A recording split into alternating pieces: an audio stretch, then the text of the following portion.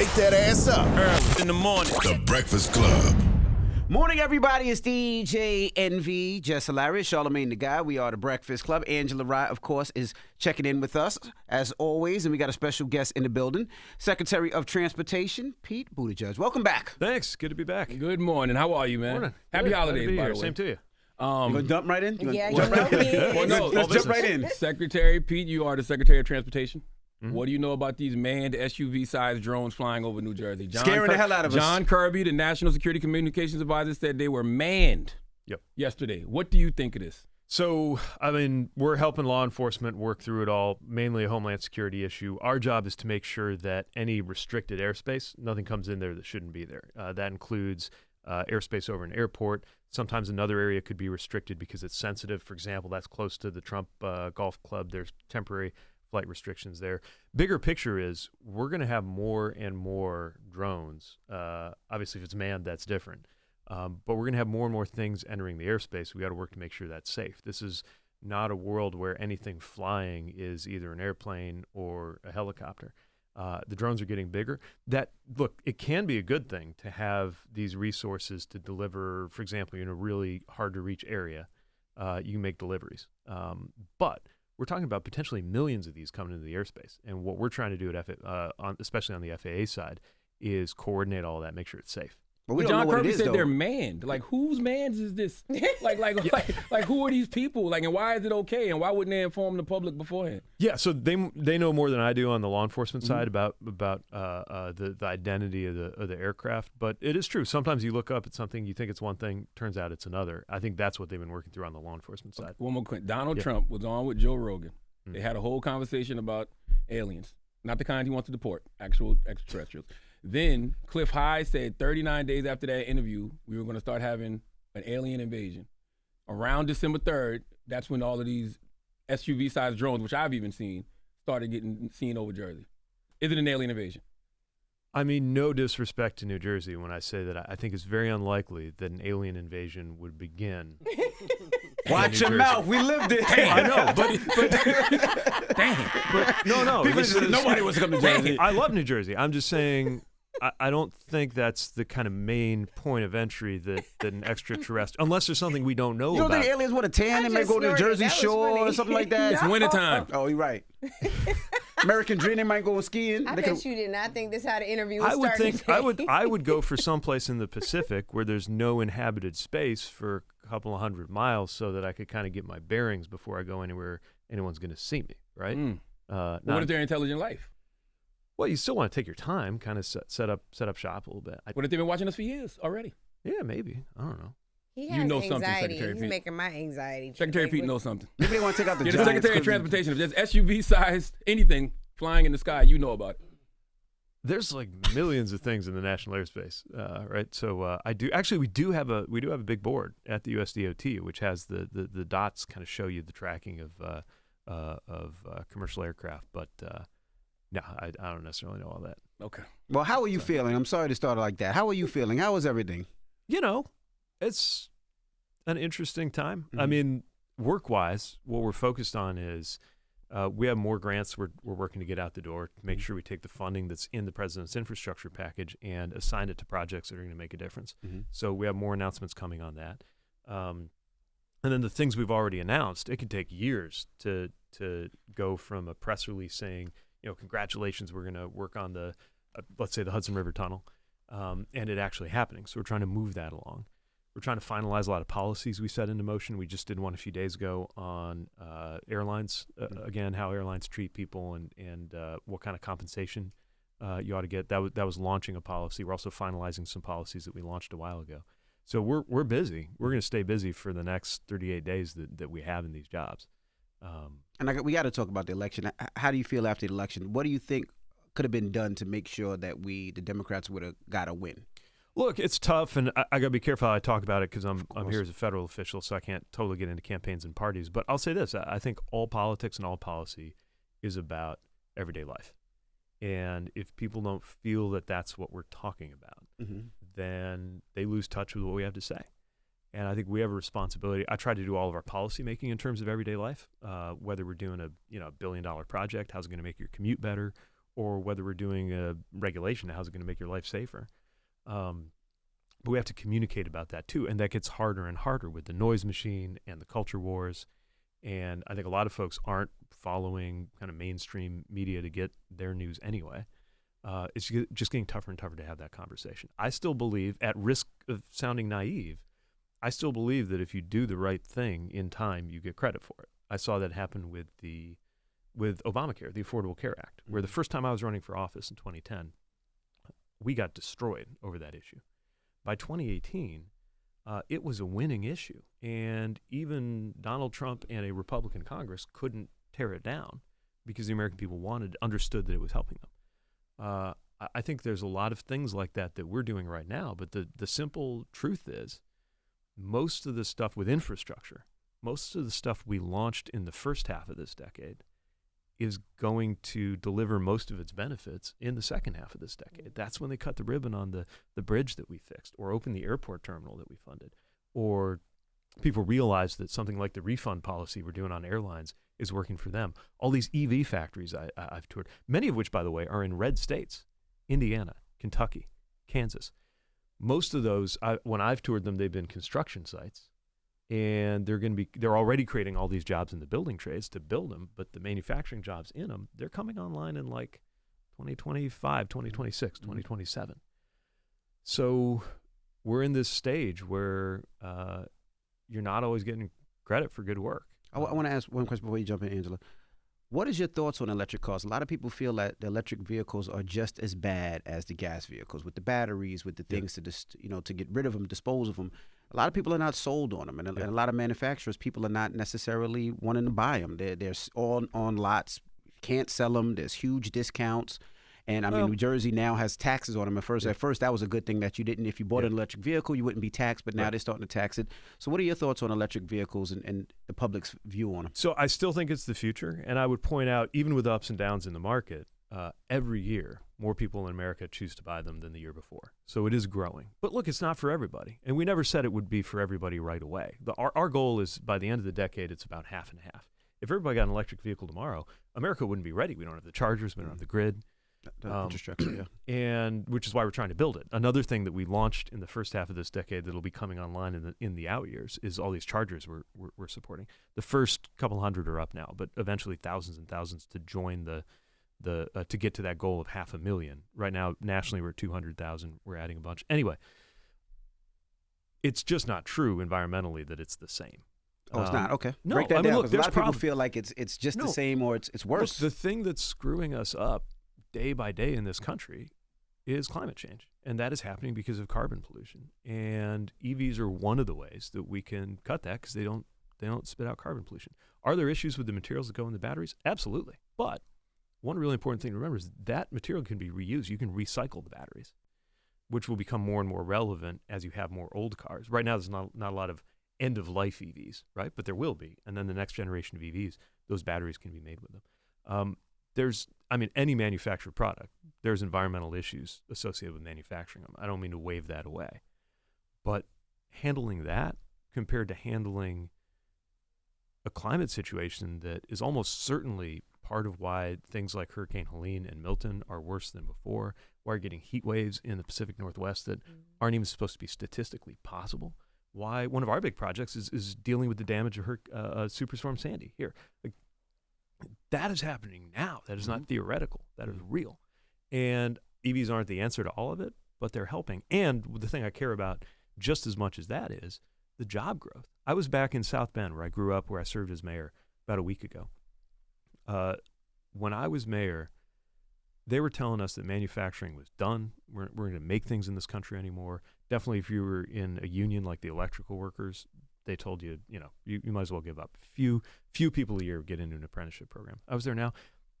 They're going to have 500 people working on an EV battery factory that is multi-billion dollars in St. Joe County, that is bigger than anything that happened in the auto industry, any investment in the auto industry since the Kennedy years, like since before I was born. It's happening right now. So the other exciting thing is, let's make sure these EVs are made in America. And I got to say, I'm not going to guess what the next administration will do, but I wonder, when they're really confronted with the decision of whether to make through on their threats, and wreck this EV industry that is employing people in places like where I grew up, whether we're talking about auto workers or whether we're talking about electrical workers, a lot of other people, are they really going to pull the rug out from under those workers, many of whom are in red states? I guess we're about to find out.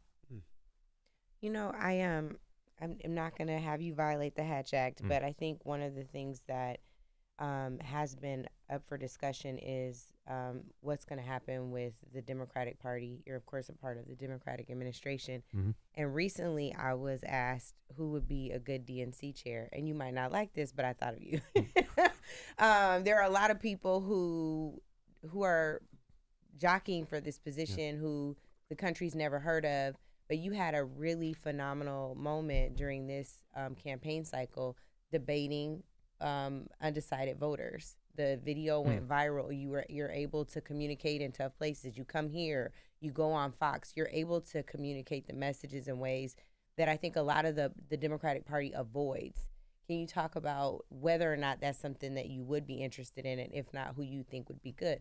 Not in your official capacity, in your personal capacity, who you think would be the type of chair they need to see to preserve, frankly, whatever they've built in that party. Yeah. So, well, it's not going to be me. I care about that a lot, but it's just not. It's not what I'm going to be doing right now. I'm following it a lot. I can't get into party stuff too much this time, but what I'll say is, you know, whether you're talking about what goes on in the party, campaigns, or the policy side, and even though we're about to be out of the administration, we've got leaders in obviously communities. We've got governors, and we've got people on Capitol Hill who are going to, I think, show what leadership from my side of the aisle looks like. And I think a lot of it will be, you know, you're mentioning an experience I did on a channel called Jubilee, which I got a ton of feedback about that was great because there's different people than the folks who were watching what I might have to say on CNN or Fox News or MSNBC. How many people was it? It was like a 20 20v1, right? It was a lot. 24, like millions of people. The experience. Yeah, it was like 20. It was like in a room with 25 people. And what it reminded me of was what it was like being mayor, where, you know, I didn't. Somebody stops you in the parking lot of the grocery store because they want to know why you changed the trash pickup from the front of the house to the back of the house, and they're mad at you. You got to explain it, and you can't go to talking points, right? And I think a lot of the best voices we have are people who are having to have those kinds of conversations in their communities. Absolutely. And not the stuff that's dominating the attention of a place like Capitol Hill. You know, I back when I was running, I talked a lot about, you know, needing to have perspectives from outside of Washington. When I got to Washington, I noticed two things. One, in all humility, like that town is full of a lot of really good people, public servants who come to work every day trying to do the right thing, and who care about this country. But also, it is a very self-absorbed place. Like even more than any other kind of scene that I've seen, more than any city, more than Hollywood. Like it is a place where like everybody wants to talk about what this senator had for breakfast. You know, Chas and I got there, we start reading like write-ups the next day online about like, you know, where we were having dinner and stuff. Like it's just very like inward looking sometimes. We've got to get out of that. And that's part of why I will be out of Washington. Well, not that I'm invited for the next 4 years, but I think it'll be helpful to be out of Washington for the next few years for me. Well, you know, you're a very cerebral person. Everybody knows that, Secretary Pete. So I know that you've thought about your future. Sure. What is the future for Secretary Pete? I don't know. That's just like no, it's true. I mean, obviously, there's a lot of different things I might do. People are putting all kinds of ideas in my head. But you know, I got 38 days to do this job, and I got to stay really focused on that. And then I'm not going to just jump into something just so I can do it, or just try to have an office just so I can have it. I know what I care about. I care about how places like where I grew up in Indiana and where I live now in northern Michigan, how places like that can grow, how we can replicate the story of the city that I served in that started out that decade being told we were dying and ended like growing and creating jobs. And now it's happening in a whole new way, largely because of what happened in the Biden administration. I care about that. I care about big picture democratic reforms and how we change all of the things that make us not that democratic. And I'm not just talking about the whole kind of question of authoritarianism that I think all of us are rightly worried about. I'm talking about stuff that happens out in the open in terms of how our districts are drawn and how our campaigns are paid for, and election stuff I talk about a lot. I care about that. I care about making sure that our generation comes out ahead, because if you were born when my parents were born, there's a 90% chance you were going to come out economically ahead of your parents. If you were born when I was born in the 80s, it's a coin flip. Mm-hmm. So, I care about stuff like that. I care about the information environment, kind of what, Angela, you and I were just talking about the different spaces we go into. But how I do that, whether that's as an elected official or something more political or something a little more out of that space, that's something I will have time to figure out after January 20th. Is it about the money or the service? Because, you can get to the bag. Like, you're Secretary Pete now. So you can write a book, you can start a podcast. There's a lot of things you can do to actually get money. You got kids, man. You're married with kids. Yeah, I mean, I need a paycheck. That's right. For sure. Like I didn't, I'm not. It's not like I'm a millionaire. Mm-hmm. But I'll figure that out.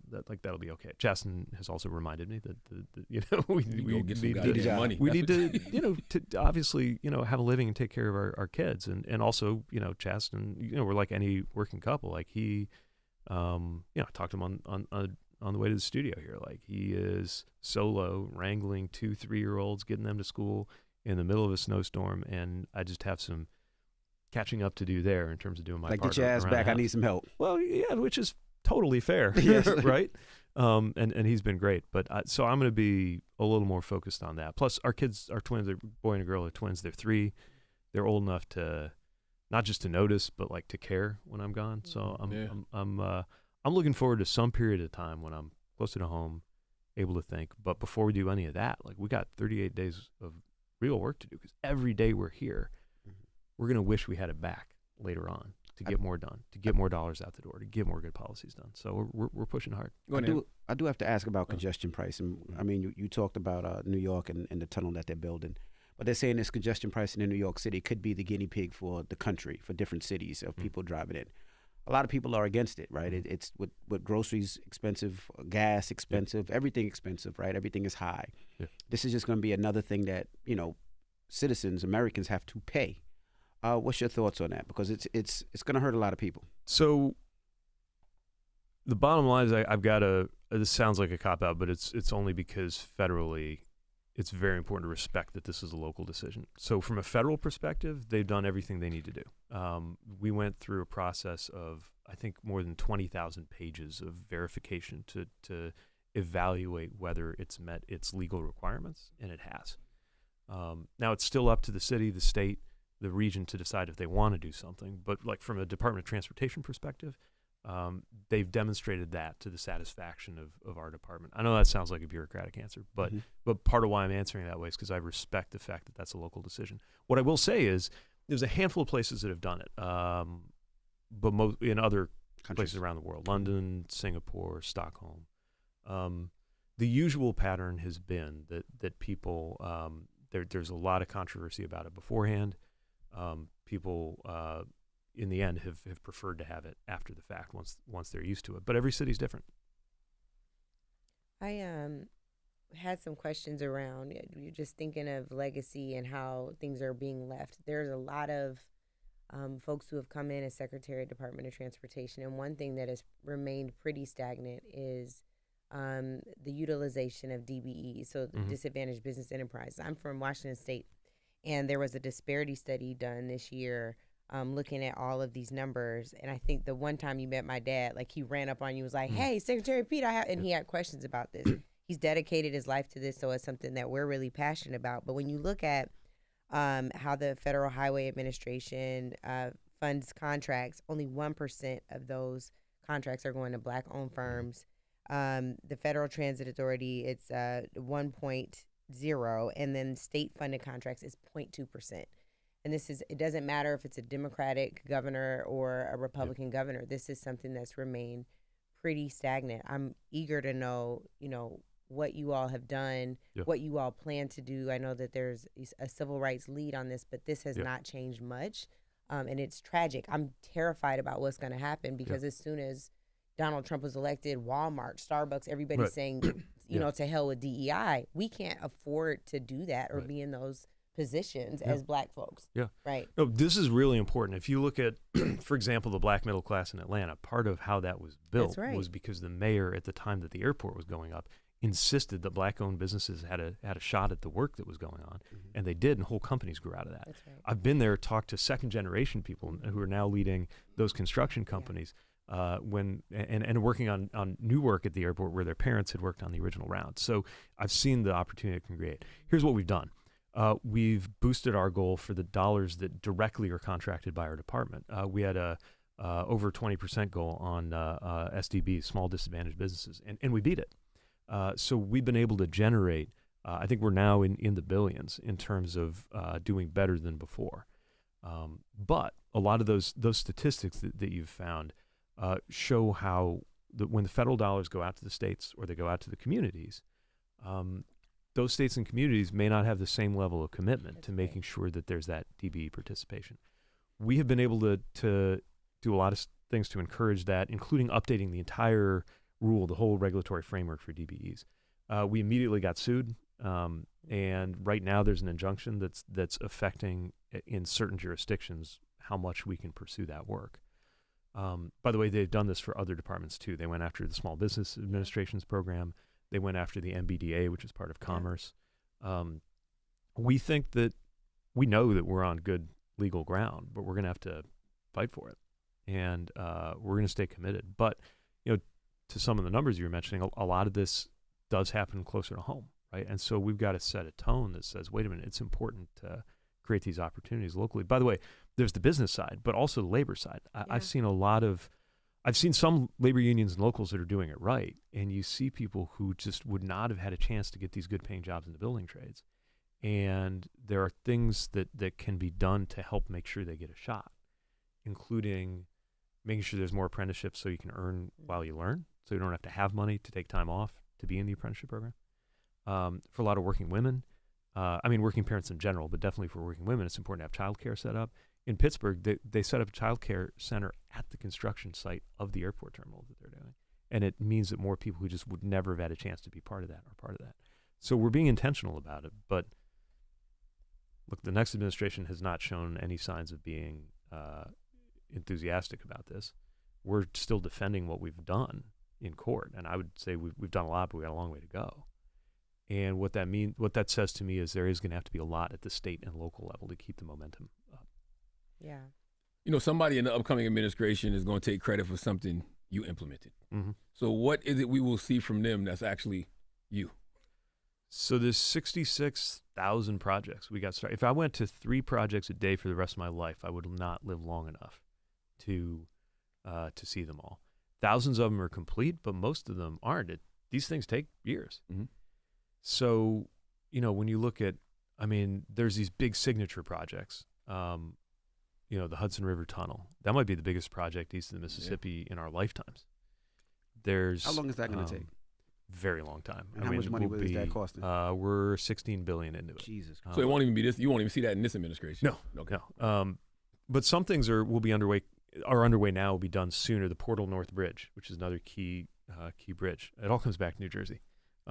See? Yeah. Okay. Even the drone. Now you're gonna spiral them again on the drones. God. I think, you can go on down the list. Big thing, the high-speed rail. I broke ground on a high-speed rail project from Las Vegas to Southern California. They're aiming to be done by 2028. Mm-hmm. That's an aggressive timeline, but that's what they think they can do. Mm-hmm. So all of that, somebody else is going to cut the ribbon on that. But look, we've already seen people who voted against the Biden infrastructure package show up and try to take credit at these things. We're about to see that at a whole new level. And I'm going to be there to remind folks that some people were with us, even some Republicans were with us, and a lot of people were against us when we were trying to get this money out the door. Oh, is that transatlantic tunnel shit real? The New York, the London that can get you between the cities in an hour? And they're saying it's going to cost $19 trillion to build? I call that more of a concept of a plan. Okay. Okay. It'd be pretty amazing. But some of this hyperloop, it's very exciting to think about, but the things you have to do, the pressurization, the tunneling, kind of hard on today's technology, hard to see how that happens. Gotcha. Well, speaking of concepts of the plan, you are saying that's what you have for your future, but you did Fair. move to Michigan in 2020. There is a term limited governor. Big Gretch. Yes, Gretchen Whitmer, who is, of course, not running. And then there's a mayor of Detroit who's declared his gubernatorial run, but as an independent. Yeah. So. Democrats want you to run for governor of Michigan. No, but have you thought about running for governor? I mean, I was gonna say, I'm don't just- get a lot of lost yeah. for words now. You The I'm can not first here time to- he didn't say Right. anything. The first time he was lost to words. I'm not here to make news on my future. I honestly haven't ruled anything in or out. So we're taking that as a maybe. You're gonna, like I said, people are I've never putting heard him ideas do in my this. head. They say you met about it this week. You met with people, Democrats in Michigan about it this week. I meet Democrats in Michigan all the time because I'm a Democrat and I live in Michigan. Like, look, we moved there because of family. We moved there. Yeah. We bought a place there 4 years ago. Having our kids close to their grandparents has been huge. But I really care about the state. I just can't get into campaign stuff or anything like that. Is it something you're even interested in?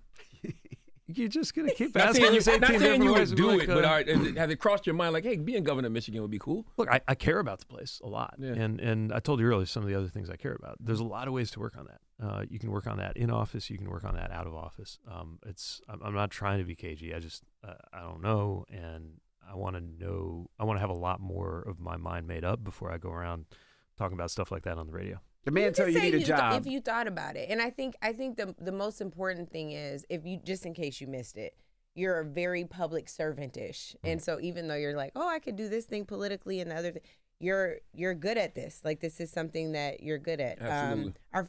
My friend Garland is also thinking about a run. Gilchrist, who's fantastic, but there's the one that I think strikes a chord for me is Mike Duggan saying he's going to run as an independent. There are a lot of folks who are upset about that because that could throw the race potentially, which we've seen in larger elections than just gubernatorials in the past. Yeah. And look, he's also a phenomenal mayor. We've worked a lot on a lot of things benefiting Detroit, where we've teamed up. But you gotta keep me out of Hatch-Jack jail here. I can't do politics. Okay, we don't want to be in here. Hatch-Jack jail, even though it was in the state, but we'll leave that alone. I'll let you let that fly.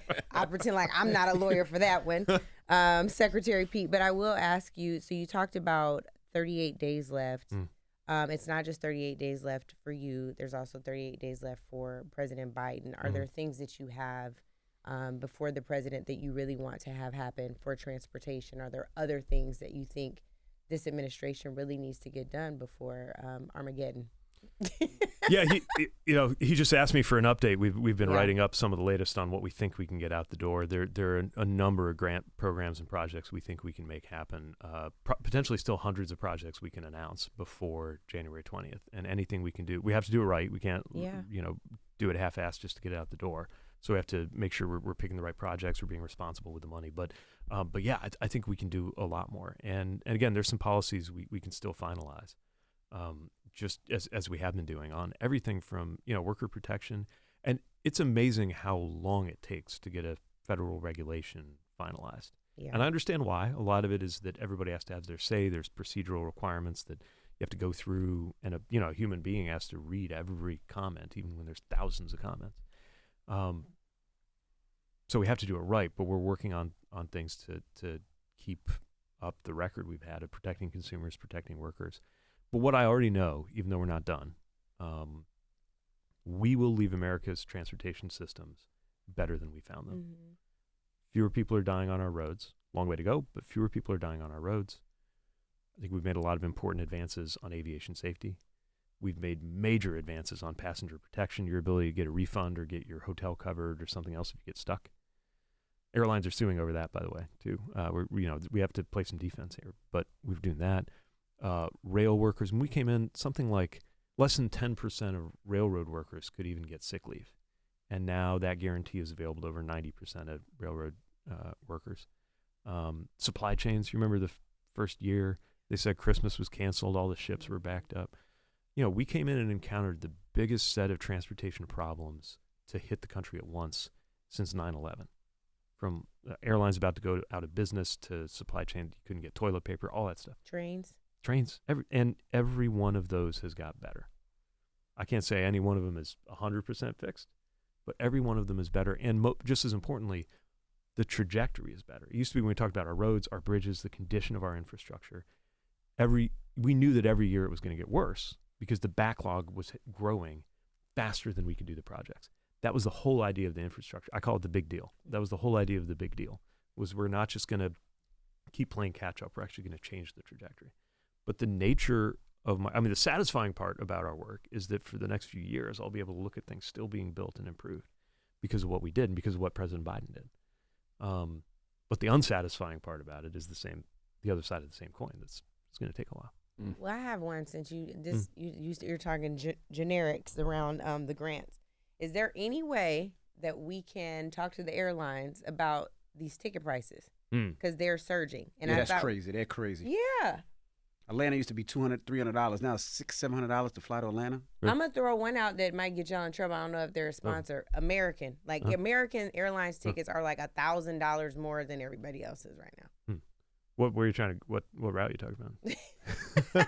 Because I'm going to say that because it does depend. Like, it does. As a category, it's actually one of the few areas where prices went down a little bit instead of up with all the inflation. But that's an average, right? If you're talking about a certain airline or a certain route. And the biggest thing that we can do about that is competition, right? I mean, that's how it's supposed to work. And the truth is, even though the airline industry lobby will say, there's all these flights, there's all these airlines, there's all these routes. A lot of times for a particular route, there's maybe 2 airlines actually serving that particular combination, right? So it turns into a duopoly. And, one of the big problems we've had in the aviation sector is we've gone from dozens of airlines to a dozen airlines to now basically a big 4. And the low-cost airlines, which everybody's mad at because of the passenger experience, but also it's really hard for them to compete.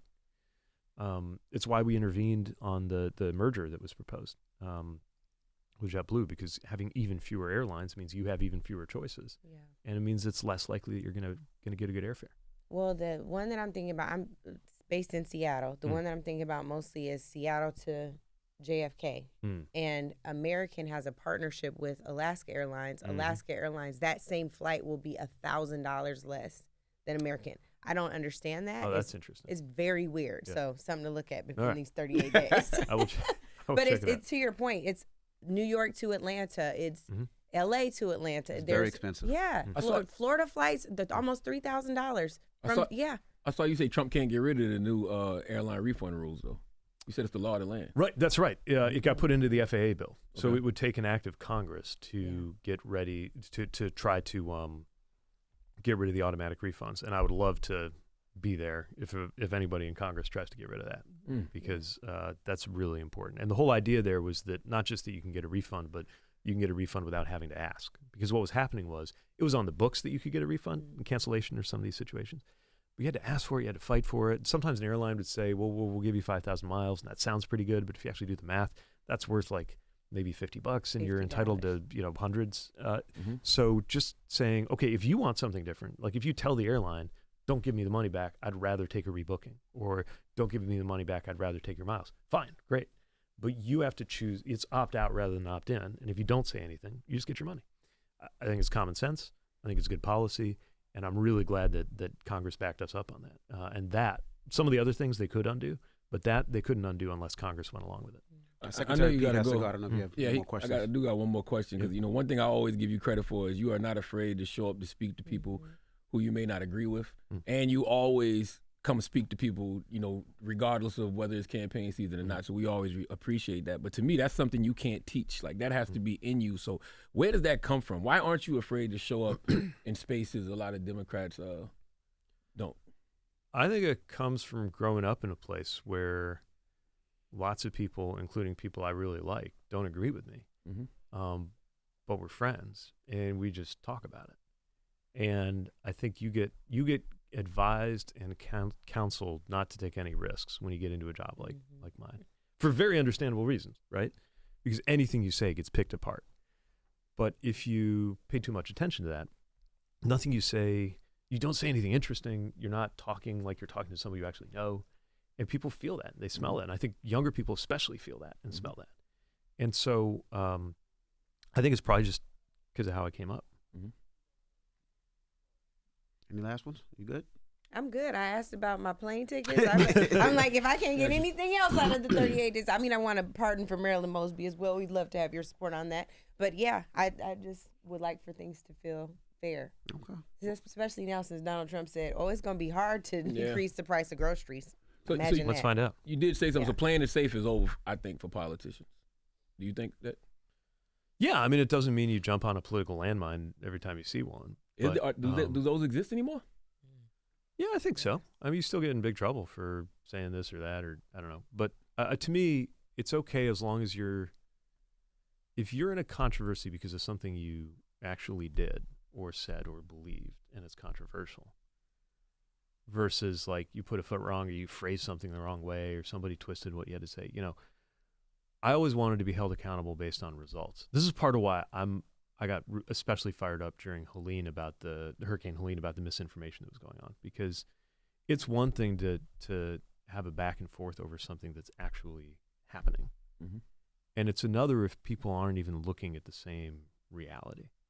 So in terms of what risks people take in politics, look, you also tend to take more risks when you're out of power. And so I think you might see more creativity from the team that just got beat. That's just kind of the nature of things. But yeah, I mean, for my dime, it's always better to just say what you think, explain yourself. And then if people don't like it, at least they're mad at you over something real instead of some misunderstanding. Do you feel like Democrats are, well, we know they are, but when did the Democrats get so out of touch with the needs of the American people? That'd be a whole other hour. I think I think that's only half fair. So I think we are still the ones who are more connected. If I just think about the policies of our administration, like they have been all about making people's lives better. Everything down to making it easier to get a hearing aid, $2,000 cap on Medicare, insulin, $35 insulin. We did that for seniors. We could have done that for everybody if congressional Republicans hadn't blocked us. I think we were right on the things that affect everyday life. But the half where I do agree with you is I think we got sucked into this kind of vocabulary and this like swirl over what matters online and what matters in Washington that meant a lot of the folks that we get up in the morning trying to help can't even hear us, can't even make sense of what we're saying sometimes. And if we can't fix that, then it won't matter what our policies are because nobody will even know. That's right. I always say the language of politics is dead. And that's why there's only a few people I feel in the Democratic Party who are able to message what you're talking about. Like, yes, y'all might have better policies, but you don't know how to message them. You don't know how to promote them. You don't know how to market them. I think you're one of them. So I'm working on it. All right. Your future's bright, Secretary Pete. Thanks. Yeah. Right. Well, we have the Secretary of Transportation. We appreciate you for joining us. We're going to call you in a couple of weeks if them drones keep going, man. We need answers. It's Pete Buttigieg. It's The Breakfast Club. Good morning. Wake that ass up. Early in the morning. The Breakfast Club.